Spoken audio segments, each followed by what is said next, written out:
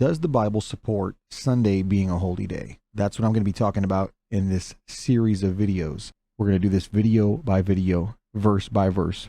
This is video number 1. Let's get into it.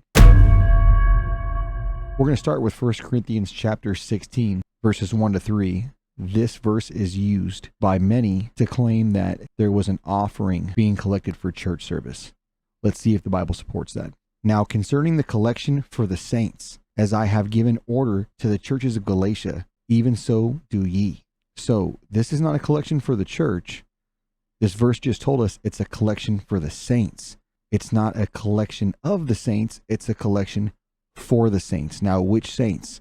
Romans chapter 15, verses 25 and 26 tells us it's a contribution for the poor saints in Jerusalem. And if you read a few verses ahead, 1 Corinthians chapter 16, verse 5, you'll see that Paul is making it a point to tell everyone at every stop to contribute to the poor saints in Jerusalem. Now, verse 2, upon the first day of the week, let every one of you lay by him in store, as God hath prospered him, that there be no gatherings when I come.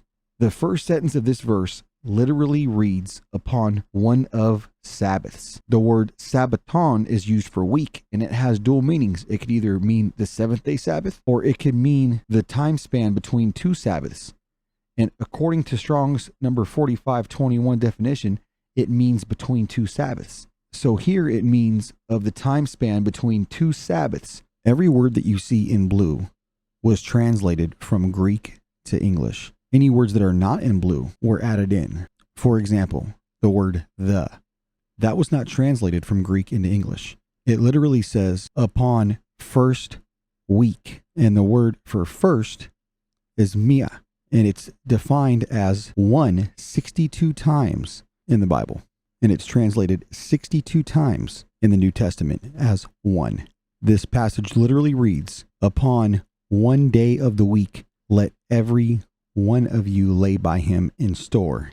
The word the in the first day of the week is not in the original Greek text of the Bible. Therefore, Paul is not speaking of the first day of the week, but a day in the week between two Sabbaths.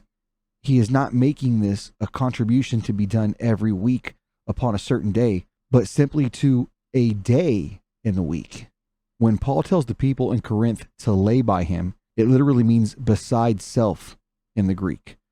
The word him is heautu. It's translated 110 times as himself in the New Testament. Each person was to personally lay aside in store this contribution. Paul makes this even more clear by the use of the word store. The Spanish translation of this word, it reads en su casa, meaning at your house. In the Greek, it means to lay or keep in store. Where do you personally lay up and store things? At church? No, you do it at home. It's obvious when studying this chapter what Paul is referring to as God hath prospered him. In the Greek, as is defined denoting a supposition, wish, possibility, or uncertainty. Paul is saying here to give what you can if possible. Biblically, tithing is not give what you can if possible, it's give 10%, no less.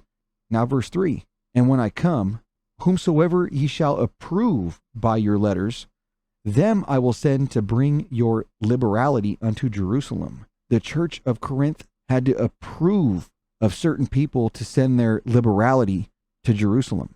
Liberality means graciousness or gratitude.